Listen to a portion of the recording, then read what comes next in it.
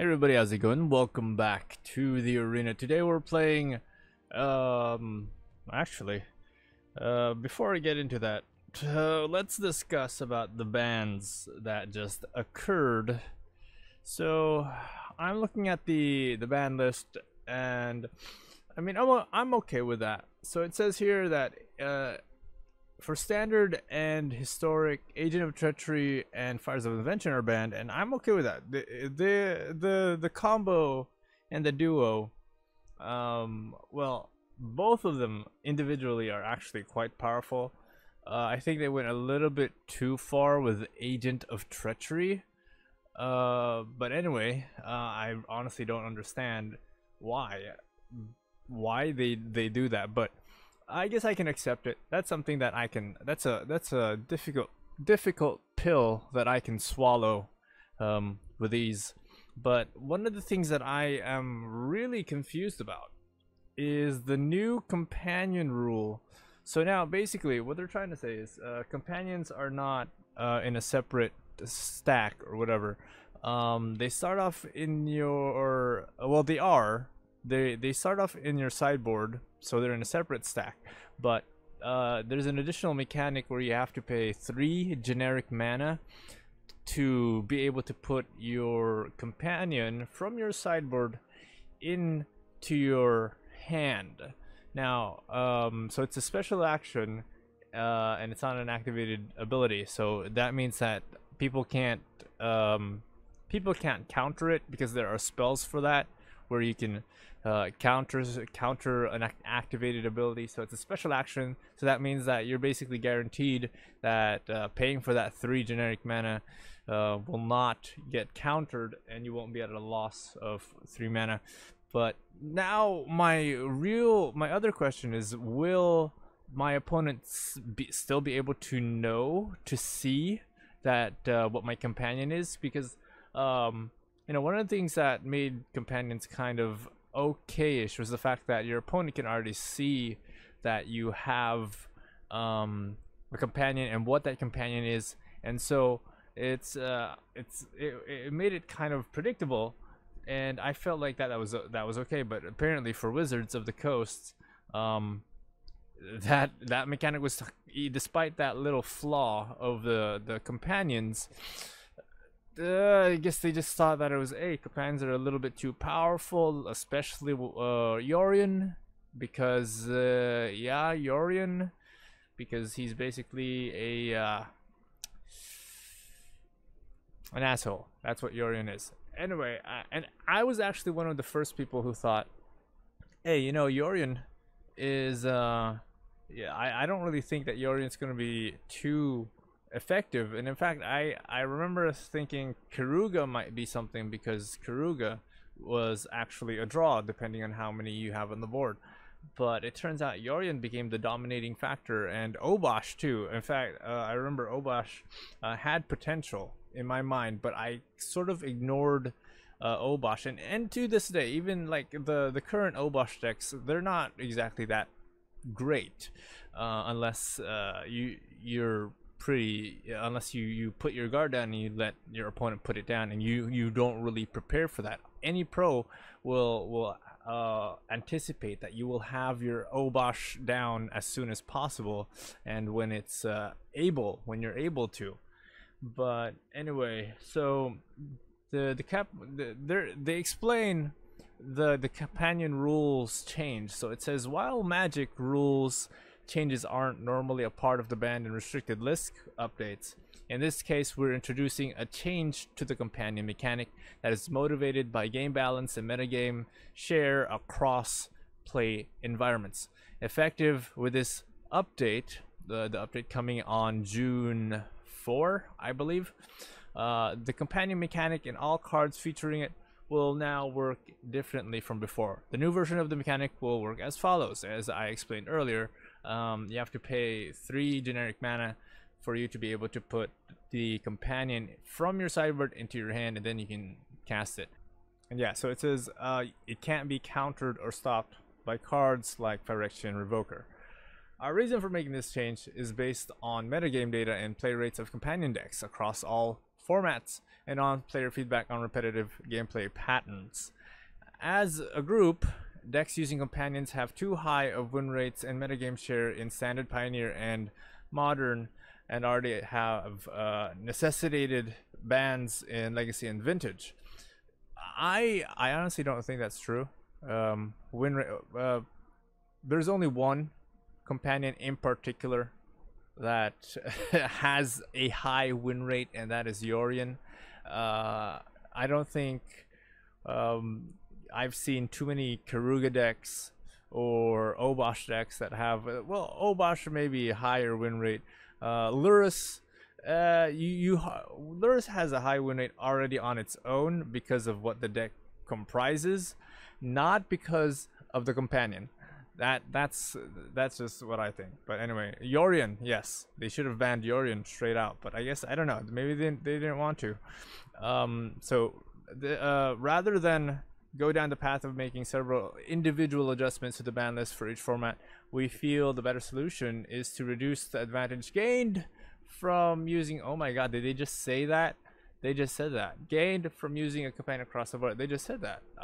Basically, they just said we're too lazy to fix each format accordingly, so we're just gonna make some changes throughout the entire board. Yeah, that's just what they just yeah. Okay, good job, Wizards. The result we intend is to reduce the metagame share in companion decks while still capturing the spirit of the mechanics design and still having companions be worth building around in many cases. We expect that this new version of the companion mechanic will result in a deck building challenge and means of, oh, you better be sure, yeah, deck building challenge is through the roof right now. It's up there, and means of expression that some players can opt into rather than being a huge part of the competitive metagame. We discussed several alternative rule changes, but ultimately settled on this one, and it best mitigates the, yeah, basically they're just saying that we're too lazy, and good job, Wizards. Anyway, so that's enough of that. Today we're playing You're in Control, Abzan Control, while we can enjoy the benefits of not having to pay that extra 3 mana. So we're playing Yorion. Previously I made a deck similar to this one, except that we didn't have Eerie Ultimatum, and I made some adjustments across our main board just to sort of fit the current meta as it well, it's about to change in 3 days, but just to fit the current meta as it was with a huge outbreak of the Wynota decks, and to deal with the Lucka decks and the aggro and all the great, okay, deck building. I'm gonna have to get onto that soon. Well, alright, so I have to explain this. So we have Charming Prince for the scribe, because obviously when you're playing control, there are certain cards that you want to have in your hand to immediately answer. Basically, actually, this Abzan control was designed so that we can we have immediate answers to everything that our opponent can well, not immediate, but sometimes, you know, we just have answers that we can prepare for, immediate answers to any threat that our opponent can throw at us. And that's why we have a very odd amount of spells in here. Like, so we have Shatter the Sky, but we only have 2. Normally you see 4. We have Kaya's Wrath, but we only have 1. Vraska Golgari Queen is one of our win conditions and is considered to be one of the more or less control types that we have here. Oath of Kaya for health, and yes, true to the previous deck that I built, this deck does have a lot of healing ability, just to further allow us to survive even longer into the game. That is to say that if you're playing this deck, you should be aware that you're going into a sort of a 20-minute to 30-minute game, even longer if your opponent is quite diligent and resilient. So we have Heartless Act so that we can immediately answer the Wynota once it goes down on the board. That's basic. Or if you don't have that, we've got Mythos of Nethroi, which is a little bit more expensive, but also a lot more flexible in terms of if let's say your opponent is not playing a Winota deck, or maybe your opponent is playing a Jeskai, I don't know, a Fires of Invention Winota version, and you want to shut down the Fires of Invention. Goodbye, Fires of Invention, RIP. We have Mythos of Nethroi there to destroy it, which is very flexible. We've also got Elspeth's Nightmare to deal with the cycle deck. Believe it or not, people are still playing cycle decks, even though the current meta has shifted away from those. We've got Basilica Bellhaunt for the hand hate, really important to combo Basilica Bellhaunt and maybe your Elspeth Conquers Death or Night of the Autumn with your Yorion, because we are playing control. Yes, we want to psychologically torture our opponent by removing their cards and having answers to everything they do. Oftentimes they concede by, I don't know, by turn 10 they just realize they're not getting anywhere with this with their opponent. Cavalier Dawn, I was a little bit iffy about putting this down, but then Cavalier Dawn actually has some good qualities.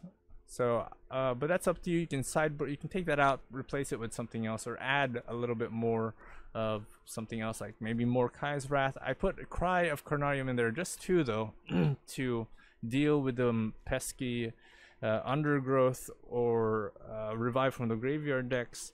So mind you, there are different ways. If you have the mana, and you probably will with a 36 land deck, if you board wipe, you can, and there's nothing on the board, you can always use Cry of Carnarium just to make sure that those creatures do not come back. They get exiled immediately.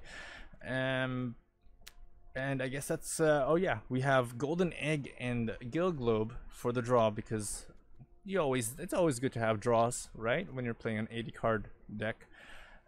We've got Castle Ardenvale in here for chump blocks. We've also got two Castle Locklwains because we do have a lot of heal, and so taking damage from that draw isn't really going to be much of a problem. We've got Eerie Ultimatum. We've only got two, but surprisingly it comes out quite often.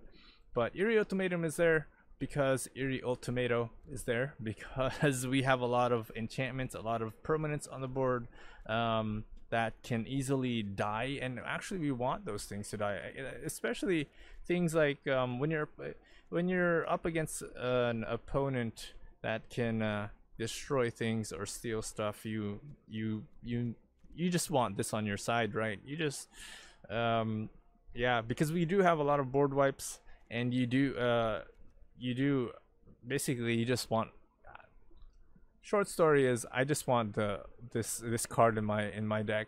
But it's really powerful. I mean, if you get to work it out, plan for it, it can be really powerful and very devastating. I've had games where I would win with this. I mean, it's just overwhelming when you have this on the board. It's like, it's insane. Anyway, I'll see you guys into gameplay. It's a sad day for us Jeskai lovers, Jeskai deck users. The red, basically it's the US colors, the red, white, and blue. It's basically the red colors. I just realized that now, huh? Red, white, and blue, all American. RIP Minnesota and Floyd. Anyway, I'll see you guys in the gameplay. I hope you guys enjoyed the video, and good luck to me with the whole new deck building and stuff. This is gonna be a real challenge now that hey, maybe Jeskai Control will be a no, I don't think so. Not without Fires. No, no, I guess.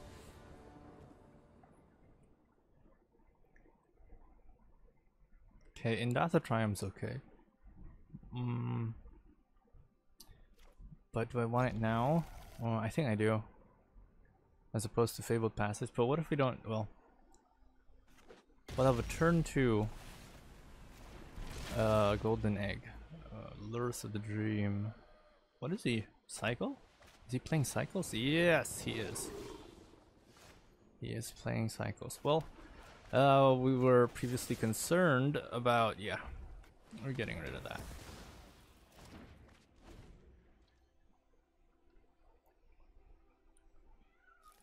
If he's playing that, he probably has cycle. So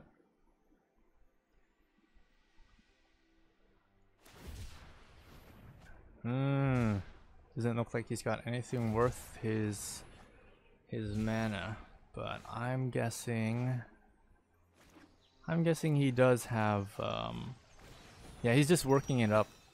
I'm thinking at least. He's just working it up so that he can get the cycles in there. He's got 4, yep. And he probably already has the flare. Let's just assume that he has it. Flourishing Fox, okay. Well, okay, Mythos of Nethroi. We do have answers for it. I think I want to put this down. We have Oath of Kaya, right. Can Flourishing Fox destroy the Oath of it? Destroy it while it's young. Destroy it while it's still baby-sized. Turn 5 we have Yorion. We can put down the Olden Egg and Oath of Kaya. He is not gaining any leverage. Oh wow, okay, sure. Cycle so that he turns that into a whatever that is. Is he short on mana? It looks like he is. It definitely does look like he's short on mana. Okay. So we'll have to pull an early Yorion. I didn't want to put it down early, but at least it'll help us draw that extra whatever. Keep us at 6. Fabled Passage for... We are actually at a short of... Yeah, I think I will reserve these for the black mana. Okay, Valiant Rescuer is coming down. He's probably going to cycle that for a 1. He's not going to send that in though. Okay, what does that cost? And sure, we'll put that down. We'll get the black... What is that? 2, 4, 6. So next turn we'll have 7. But we don't really want to do that just yet, because we don't have anything on the board worthy of our time. So I think I want to Vraska, destroy the Valiant, whatever that is, early. Your life's about to end. I thought I was getting bored anyway. And just sit tight. Sit tight.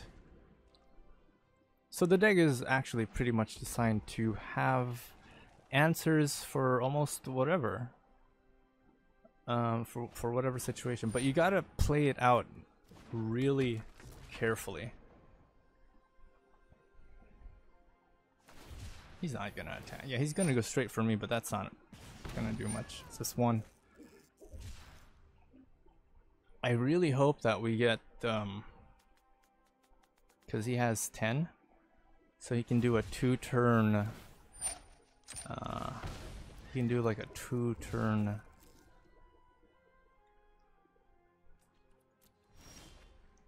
Yeah, that's a Guild Globe. Why is Elspeth Conquer stats lighting up? Okay.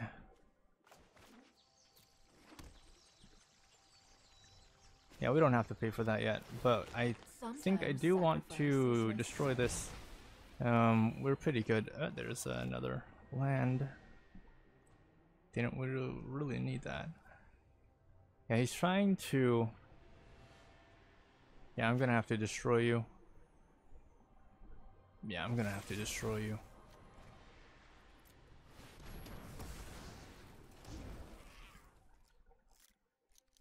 I can actually start chipping off at him. I can leave Vraska open, because if he attacks, Oath of Kai is gonna do some of the work for us. Lurus, and what's she gonna bring back? I can still get Kaya's Wrath, so... And that's also 3 to cast, right? Yeah, it's 3 to cast. He's probably gonna cycle something. Yep. What do we have in the bin? Nothing. Yeah, sure, heal me. Heal me for 2, deal yourself damage for 2. That stings. Okay. Nah. Okay. He's got 12.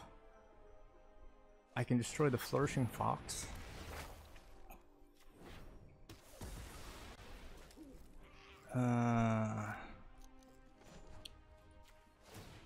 Its loss will serve us.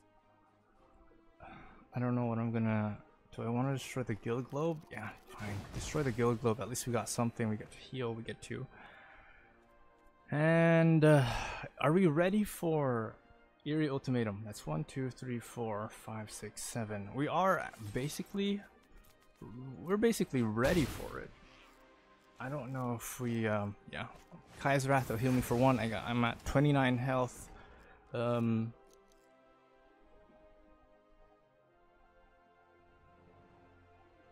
He's at 10 health. I think we're ready for Eerie Ultimatum. This was a good draw. Getting that early. Now we can use it at our advantage. It's 1, 2, 3, 4. If we sacrifice the golden egg, that can be 5.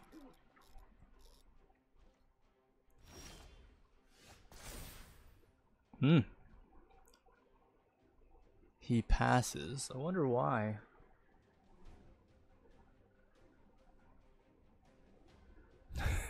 He had 2. He had 2. Perfect. That was just perfect. Okay. Now we can throw this down. What else he got? That's all he's got. He's banking on him having I think we want to eat this. Do we? No, we want to sacrifice it for, I don't know, a green mana. We have 3 black. Put that down. Eerie Ultimatum. Eerie Ultimato. If you kill this... Okay.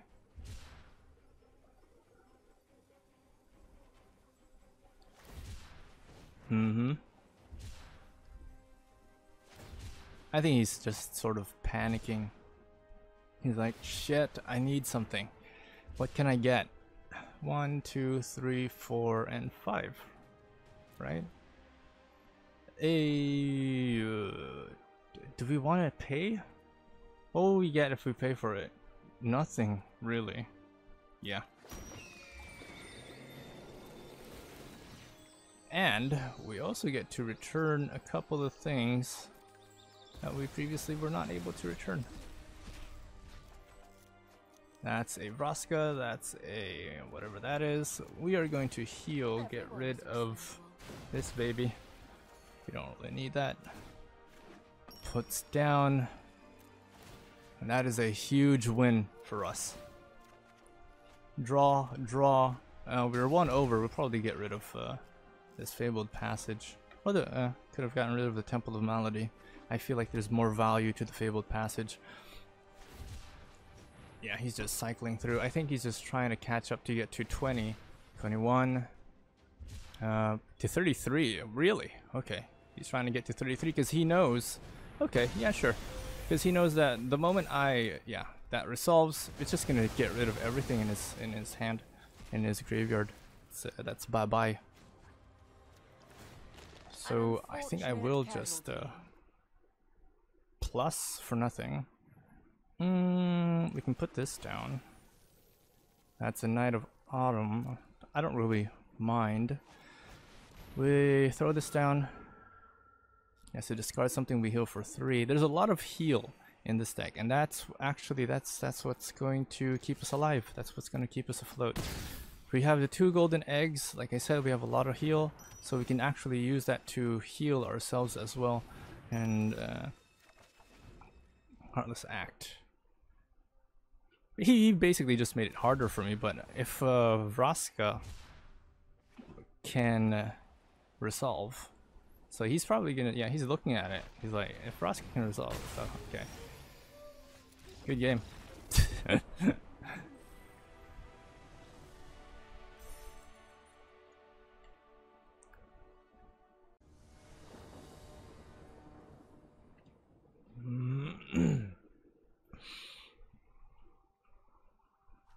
Nah.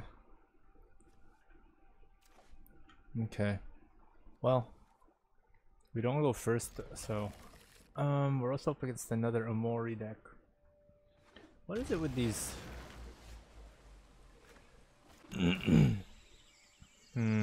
Shatter the Sky. It's a good thing I put this down early. We can put down Godless Shrine. Right. Huh. Another variation. Okay.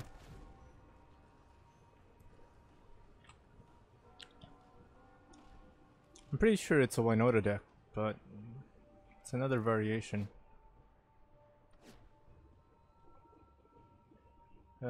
Wynota is not gaining any lack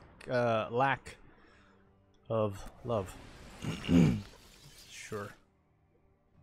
Enjoy the free draw and 2 damage. Wow, Porcupine.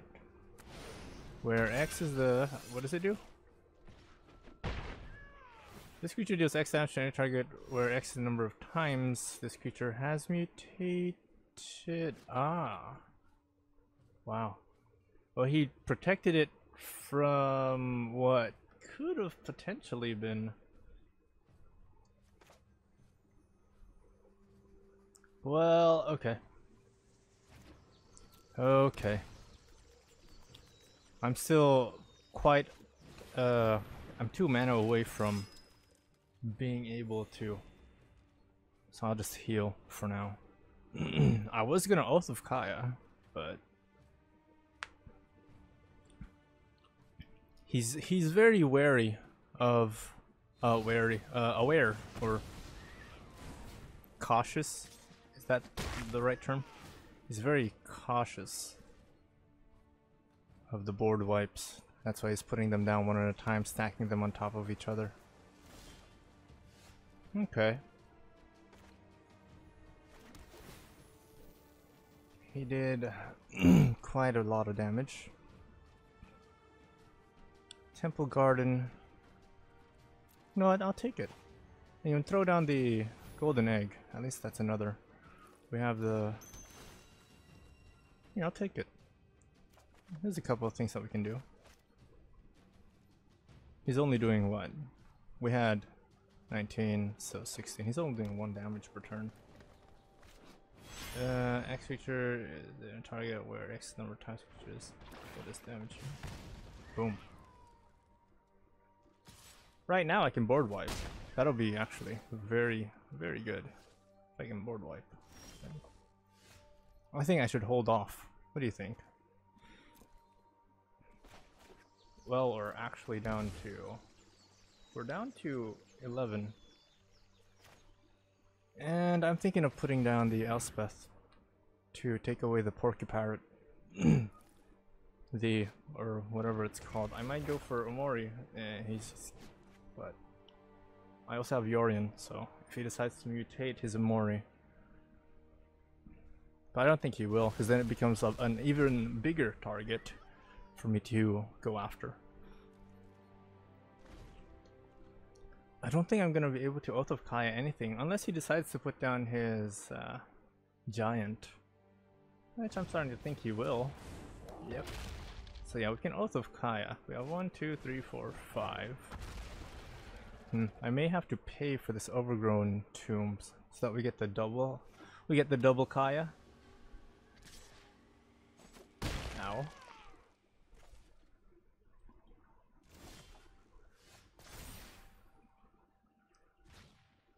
Or I could just board wipe. But he's still like 4 cards. So what should we do? If I double Kaya, I take out the Bone Crusher and I heal twice. He's still, and I have to pay for this. So the sad thing about this is if he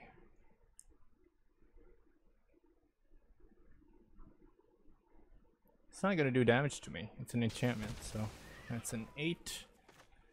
And sure. We're back at what? 11? Brazen Borrower. What for?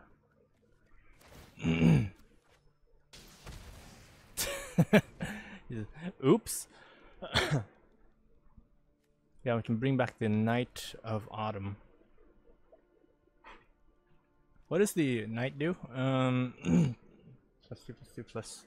So potentially +2, +2. Oh, it's 2 +2, +2s. How many times are you going to mutate that, dude? Come on.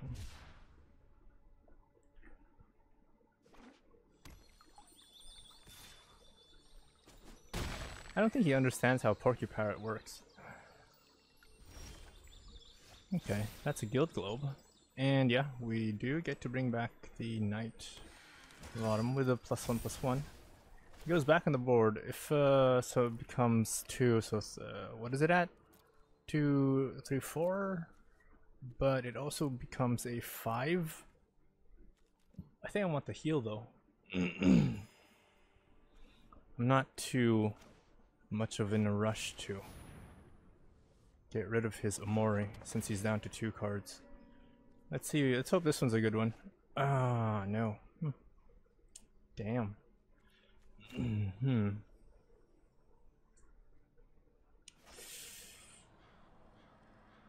Alright.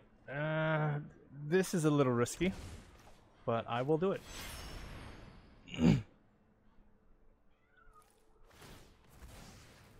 Oh well, yeah, that's right. We do get to heal for 3, booping us up to 12.